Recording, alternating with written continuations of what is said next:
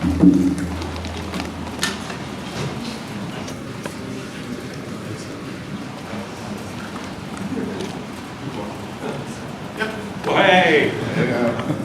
Okay, hello everyone. So I'm Joe Lambourne from the Autodesk AI Lab, and I want to talk to you about computer-aided design and AI. So let's start by looking at a computer-aided design model. This is the kind of thing that Autodesk products create. It's a big, complicated assembly, lots of individual parts in there, and importantly, these are created with the accuracy that's necessary in order to be able to actually manufacture this in the real world. So in Autodesk, we've been interested for a very long time in how might one drive the software in new ways that are completely different to the traditional ways that people create this kind of geometry. This is an example of the sort of software that we have in the product at the moment. It creates these sort of crazy organic structures. So we've been long interested in the idea of trying to use generative AI rather than traditional techniques in order to be able to create models which look a lot more like the kind of CAD models that our designers would create themselves. And we've been trying to push along research really in three ways. The first way is we've been releasing data sets based on models that people have uploaded to an Autodesk online gallery, making those available to the community for research. We've been doing our own research in the Autodesk AI Lab, and we've also been funding some other research projects, including a very productive collaboration with Simon Fraser University. So when we talk about CAD generation, there are really two important problems that we need to think about. There's the creation of the individual solids, and then there's the combination of those solids, moving them around and assembling them to form the final shape. When we talk about the generation of these single solids, there are two main approaches that people are trying to use. The first is to try to use the CAD sequences, the sort of sequences of operations that designers would use. First of all, sketching on 2D planes and then extruding them to build up the solid model. The other approach is this direct generation approach, and this is very promising because there's a lot more data available when you just create the geometry for the actual BREP models directly without any kind of underlying sequence. So at SIGGRAPH this year, we're presenting some work which is part of this collaboration with Simon Fraser University, and this work is a diffusion model for generating these kind of CAD solids. So you can see that we start off with a sort of crazy cloud of points which are all flying around, and eventually those sort of congeal and converge to form these CAD-like shapes. Then, once we have a model like this, we can use some ideas that come out of the sort of standard image generation community, things like in-painting, so we can define some faces, and then we can try to auto-complete to build solids which include those faces, but continue to auto-complete the solid. We're also very interested in making sure that the geometry that we generate is not exactly just parroting out the training data. So one of the things that we always look at is we take the generated examples and then look at the closest matching models that are there in the training data.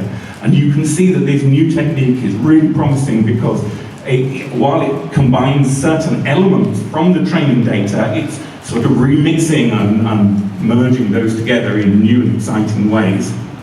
So, in conclusion, generative AI techniques, at least for these single solid models, these really are starting to emerge now. Now, currently those solids are still very small, they're still very simple. I'd say that, this sort of technology is where image generation was back in 2016, but look at image generation now. And then the construction of these large assemblies, these multi-body assemblies, that's still a work which needs to have more development done in it. So thank you everyone. That's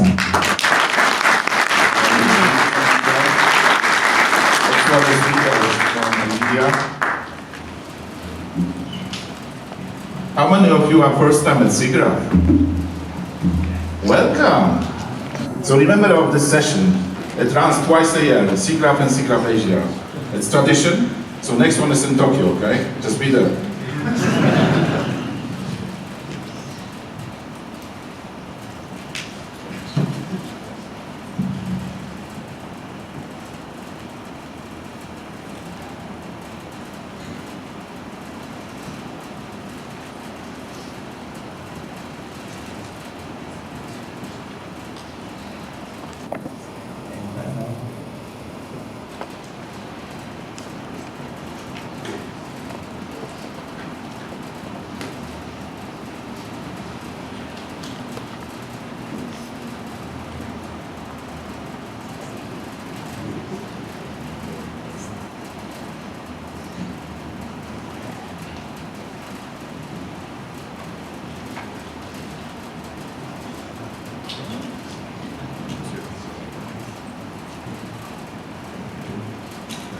All right, green action. Well, welcome everyone. My name is Nitesh. I'm a developer advocate at NVIDIA, and I'm going to talk about what are the challenges that we face when we are trying to annotate images which are eventually used to train generative AI models. So, Richard, my colleague, he painted a really good picture of where generative AI has taken us, where we have the ability to create applications within minutes, if not hours. And these models are so powerful that they can understand data in a different modality and generate something that is totally in a different space. A simple example is using simple text prompts, you can create images, videos, 3D and whatnot. And the big thing to see is a lot of these things are spilling over into different domains in healthcare, in auto, in robotics and whatnot. So we are seeing many exciting domains where really good applications are being created which are powered using generative AI. But taking a step back, ChatGPT was released in November of 2022. In the research world, we researchers have been tackling this problem for a while now. And this is a simple roadmap that I could find where some of the foundation papers in the vision domain, like styling, were released in 2018.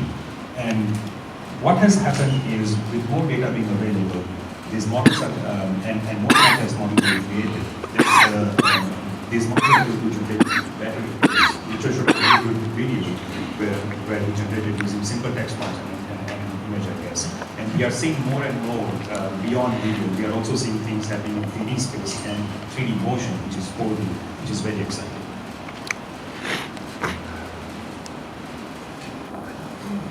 But one of the main ingredients why this has been possible is because of data.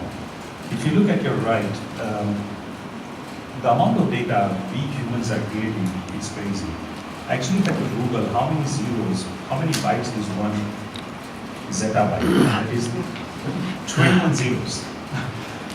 If you think about it, it's crazy. 1,000 million terabytes is one zettabyte. And globally, we are generating, give or take, 150 to 200 zettabytes of data a year.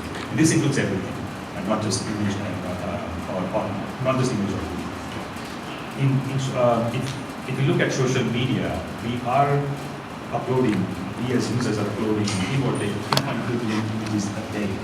So imagine how much data is being created.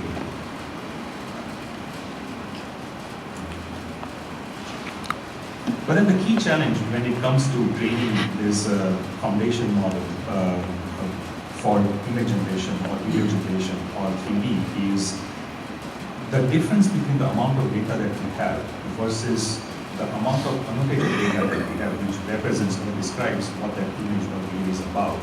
There is a big difference in that.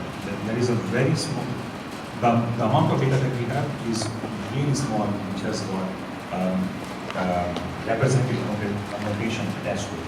Whereas the amount of data that we have, it's just crazy. So that bias has to be used a bit, which we are seeing, it is happening, but we are not there yet.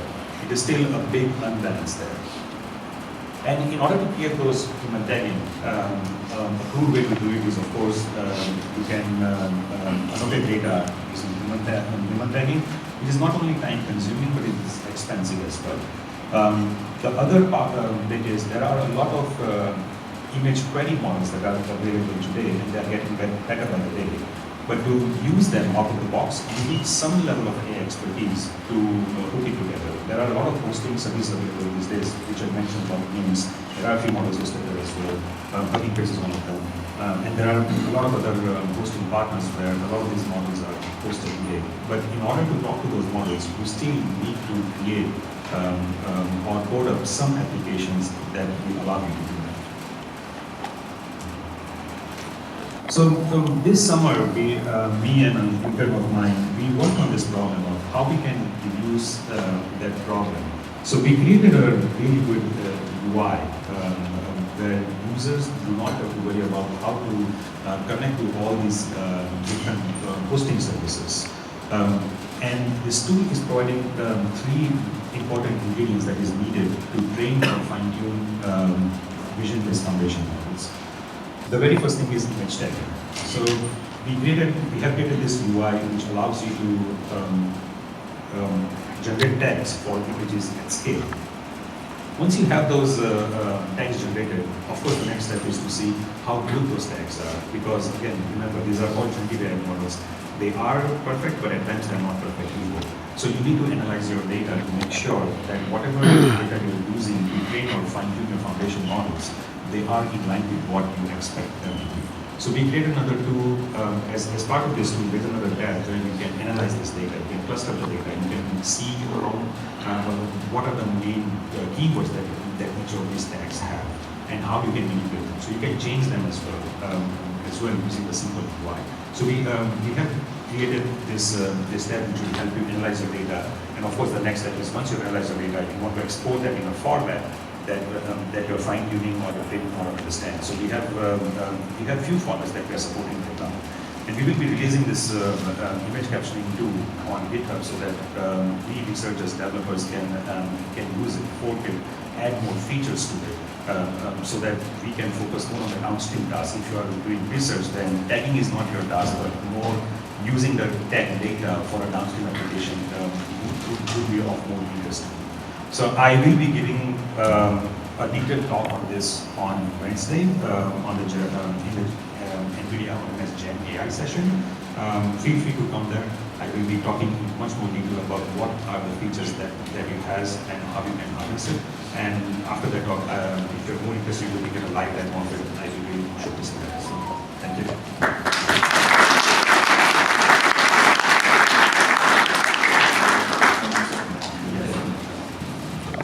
Patrick, come on.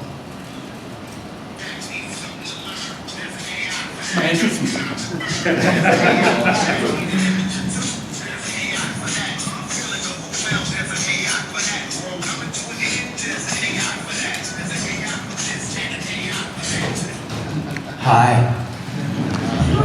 You awake yet? My message today is simple.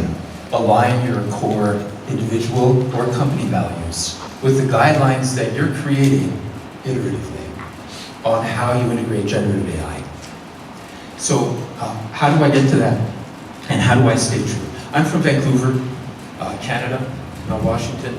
And to start off right, given remaining integral to my talk, I'd like to recognize that we are on the Arapaho, Cheyenne, and Ute land. And that's the first thing that I want to do, is I want to recognize that which has come before. And in saying so, I also want to recognize the speakers who came before, who have a breadth of knowledge that you should all take advantage of, because it's amazing. And also on all of those researchers and explorers and experimenters who have come in this field of AI before them. So I want to do a strange thing, which is let's give them affirmation today. Let's applaud to all of that, because that is why we're here.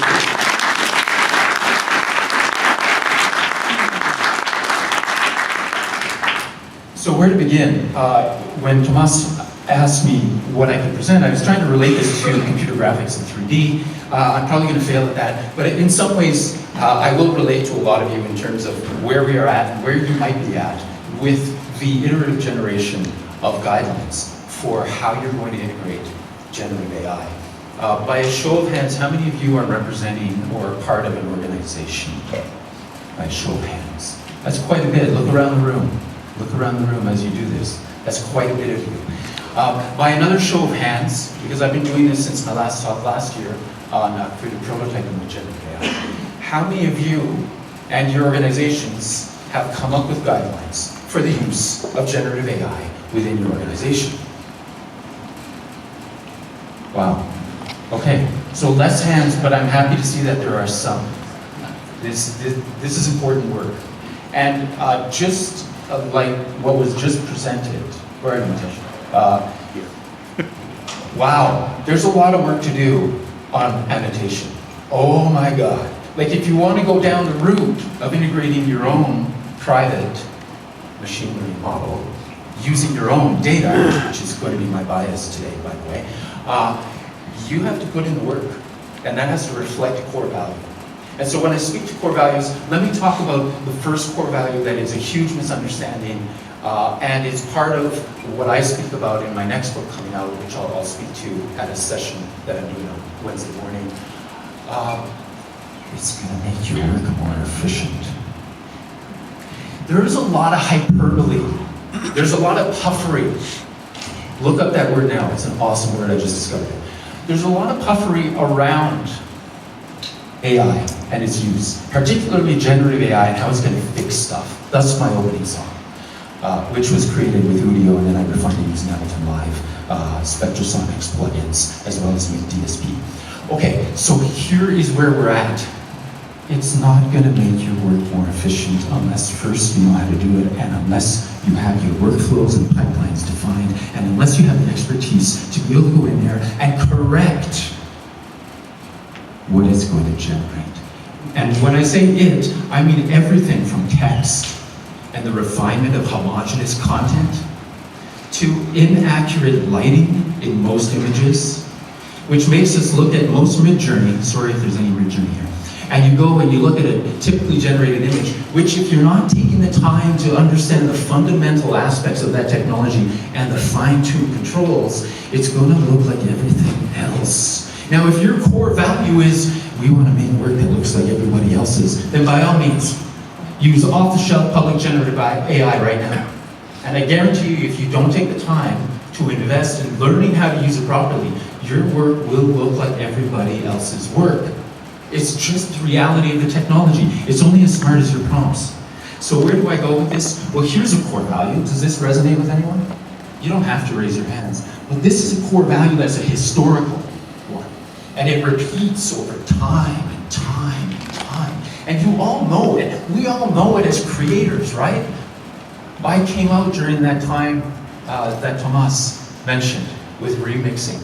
And my teacher was John Oswald, who is famous for plunderphonics. Look it up, I won't go into details, but there was a lawsuit with Michael Jackson. So, here's a more accurate one to reflect where we're going with this technology. So, I've been working with organizations and institutions on how do we go from our core values. So first of all, you have to identify and understand what they are. If you're not clear on what they are, as an employee in an organization, it's good to ask before your organization says to you and says to the public, we've adopted public generative AI, and all our employees and all our teams and our companies have adopted generative AI, right? And then I'm going to tell you that's a myth, because what's happening is organizations, or at least former alumni that I've taught, and colleagues in across different industries are coming to me and saying, Patrick, we need your help because they're telling us to use this technology. We have no idea how to do it. Okay, so we need to start with a guideline development process. And that's what I'm going to talk to briefly, very briefly, in my rapid, you just cut me off. So we're going to go from values to principles to guidelines, because we need to go through this process, as painful as annotation is. Sorry. But it's a similar process, right? You got to go deep into your own core values. If you want, if you don't want, don't bother. But I guarantee you, in the end, it's going to hit you. It's going to hit your organization, and there will be a lawsuit. All right? So here are some core values that are kind of broad ones. Maybe you have transparency as part of yours. Maybe it's limited. There's boundaries, right? There's boundaries as to NDA and what you can and cannot disclose. But with public generative AI, whoa, be transparent. That's a key message. Be transparent on your core values. Because everybody wants to know, because there's fear in the air, because in the media we're getting that hyperbole. We're getting that mixed with puffery. We're getting, no, AI is not going to replace your job. It will replace the entire workforce and transform everything in the entire world within 5 years. There will be no, come on. We're getting that mix. We're getting confused messages. Each of us individually have to reconcile it. We are all part of organizations and teams that have to reconcile it. It's going to take work, but it's important work to do. You need to identify those boundaries. And those boundaries are, what are we willing to do to adopt this technology in an organization, any organization, from health, as was presented by Elizabeth Barron, to entertainment, anything in between, all the extremes. And by the way, all those rankings are from Comfy UI, public domain, pre-trained model. Thanks to Bill. Bill, raise your hand. Shout out to Bill. If you want a 10-minute how-to on that, just have him talk it out, because he's done it so many times. But do yourself a favor and record him. Okay, so these are just examples that some of you might resonate. All right, I'm not going to go into the details of these. I'm just saying that these are 3 typical examples that I've had to work with across 15 organizations since last September. I've been busy. Yeah, it's good work though. It's good work to do. It's kind of like flossing your teeth. But look, how do these go? How do these go down the line from transparency to inclusion to accountability? There is a pattern, right? You need to be very specific, just as specific as you have to be when you want to prompt one of these powerful machine learning models. You gotta go there. And the more specific you are, the more clear you are going to be in your organization to be able to share those values and the guidelines that come out of them with everyone that works with and for you. Finding that alignment, again, is going to take a lot of research. How many of you, by a show of hands, actually look at the guidelines that public generative AI companies set up? Because they're there. Any show of hands? Oh my God, look around the room again, please, look around. You gotta go there. If you're trying to introduce that in your company, go and look at the guidelines, especially on the use of copyright and copyright. You gotta go there. It's, again, this is important work that each of us has to undertake. If your organization is not undertaking that work, be the champion. Take it on. And similar to our opening talk with David, that will place you at an advantage to sustain your value for your organization. So it's learning how to use the tools, being an expert at how to use the tools, but also understanding and fundamentally learning the implications of using the tools, the risks of using the tools, the risks of not using the tools. All of those are important considerations. So I'll stop here. Thank you, you survived. Just a shout out to my colleague, James Rowland, in the organization. QR code time. Zip this to Common Valley Linux. And oh my God, he's coming, he's cutting me off. Wait, one more. And here's to my book. If you want first 2 chapters of my book, if you want at the end of this session, come and talk to me. And my session Wednesday morning, oh God, another 8 a.m.er. And I will be using no devices and we'll be talking through machine learning models and explainability, solely using improvisation. Thank you.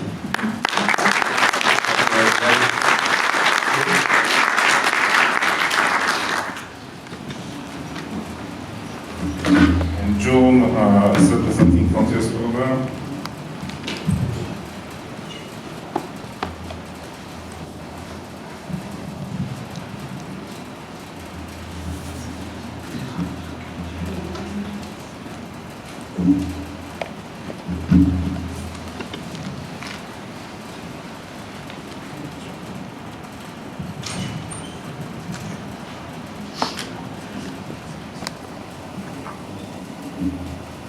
Okay. Hi, my name is June, and I am the SIGGRAPH Frontiers Program Chair. And I'm here. I'm not going to take like your 5 minutes, maybe like about 3 minutes. And Frontiers Program is like a seek to extend the broader social context and delve into pioneering solutions for pressing global challenges, but of course with technologies and of course with AI. So for this year, I just prepared 4 talks and 2 workshops. So I'm going to show you here.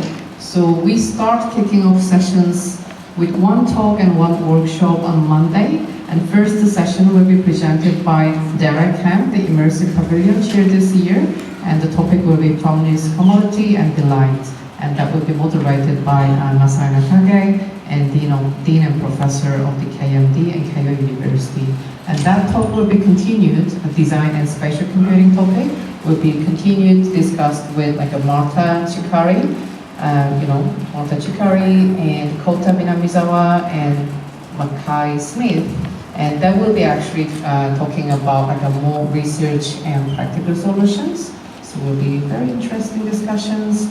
And on Wednesday, we're gonna have like a Tuesday off, and Wednesday, and we will be talking about the under the topic of the exploring boundless frontiers, robotics and imaginations. And that talk will begin with Masahiko Inami, a professor of U Tokyo.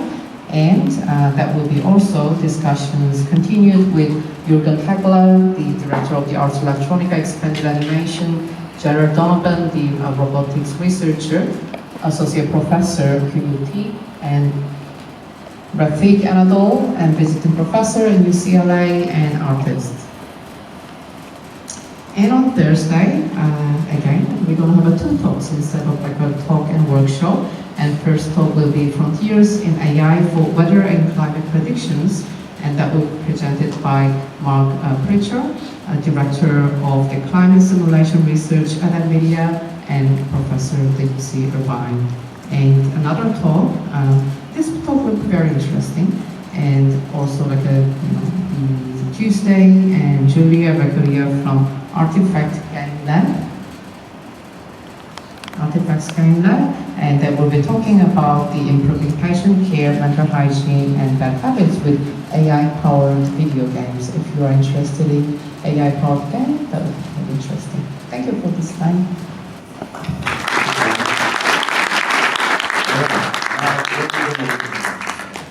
We're gonna invite all the speakers, and we'll have like 15 minutes, less than 15 minutes. We wanted to have like a short Q&A in case you have some questions, burning questions.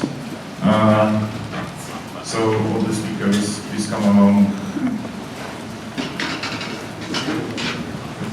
Anywhere you like. You pick up your spot. Yeah, and cozy. Or we can possibly do it like.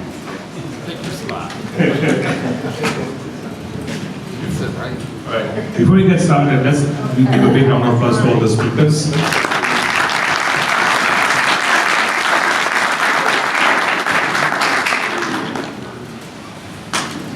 So we'd like to open this as a simple Q&A where it is much more interactive. So if you have any questions, we can start with you. Anyone from the audience, if you have any questions, we can start with you and take it from there. Any questions? All right, let's start there.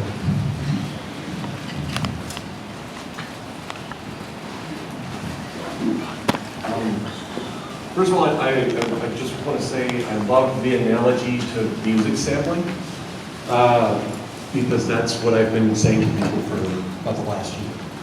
The question that I have kind of concerns around that though is that it took roughly around 10 years before the first sampling lawsuit happened. Now, that was using music which has a smaller range of value of potential values than the terabytes, zettabytes of information that are currently available and could be thrown into a model. So what is the potential that to going backwards and giving all of the information that's been gathered from 2016 to now, in giving the artists their references, the residuals. I mean, when we write papers, we have to reference and cite every person from every journal or article that we did. But if there's a model out there that has used, for example, ArtStation's model that scanned every artist on ArtStation, what do we need to do to retroactively give them the credit they deserve? Who's into the domain? Anyone wants? You have a question? Yeah, let us go through that. Who wants to go first? Thank you. Awesome question. I don't have an answer, but I will talk a little bit about it. First of all, John Oswald's Plunderphonics, it took about 12 years in the court and he won. But he did something different than just resampling little bits and bytes. He actually took an entire Michael Jackson tune, I think it was Billie Jean was one of them, and completely mashed and made it unrecognizable for a period of about 20 minutes. That's how long the song was in duration. Regardless, he won the lawsuit based on a law in Canada at least, which I think there's similar laws in the US. Part of the problem, to answer your question, is there's laws in every single country and they're different. In Canada, it came to a point of being called a derivative work. And so you need to look that up in copyright law. But I think your question does point to a deeper one, which is, again, aligning your core value with, well, what is your fundamental position on the use and reuse of other people's work? People who have come before, even if it is public domain, right? I also oversource in a lot of the books and papers that I've written. There is an established assumption that if I'm quoting from, say, Lincoln and Denson on qualitative research, that I don't have to pay them. So we have to bear that in mind too, right? Like, there's something about academics having gotten away with the quotes and words of others since its inception without having to pay. So what is that? Is that an honor system? Is there reciprocal ways in which value is returned to those original authors? So for me, it's the tip of an iceberg of question that I think is fantastic, and it points to how we each have to contend with the work that has come from others and how that has inspired our own work. Is it enough to give credit where credit is due? I don't think in your case that you're talking about. Yeah, especially if it's pretty obvious that a particular artist's work is being simulated, across domains, or a combination of 12 artists in one. Is it difficult to track? We have to talk to the engineers like Nitesh to say, hey, or you need to go to Nightshade, right? And Nightshade allows you to move the pixels around, and then that's going to mess up a machine learning model. I think that what you're also pointing to, and I'll stop speaking now, is the incoming war of the algorithms. I mean, we're already there. There's an algorithmic war happening. I hope everyone is aware of all the algorithms that are informing their choices and how they're spent. But seriously, there are as many machine learning models that are coming out that are aggregating data from other sources with or without permission. There are other champions out there who are saying, wait, no mas. Okay. Anyone else has some thought to share? You have a question, Kristen, thank you.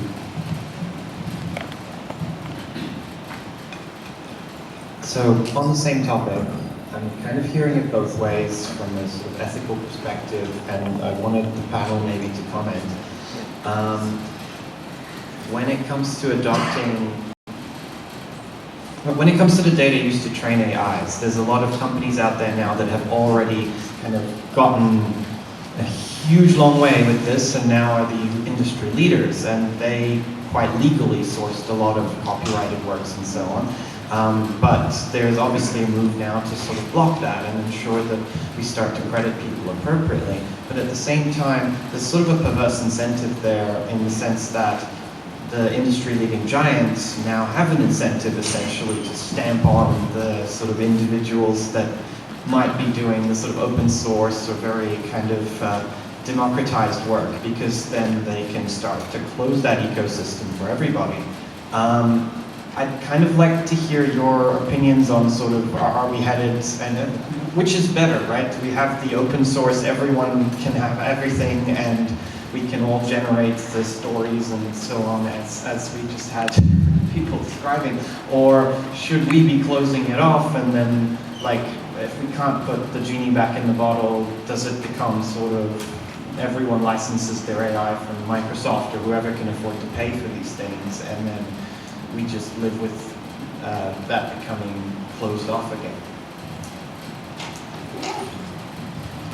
Anyone from the panel wants to take that question? I can give my thoughts. I think it's not a straightforward solution.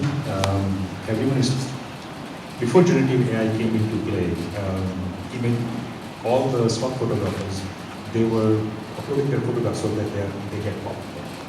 Their photographs are bought through them. It was a platform that was created for artists so they can sell their photographs. Eventually, when all these models started coming into play, those images were being used to train these models.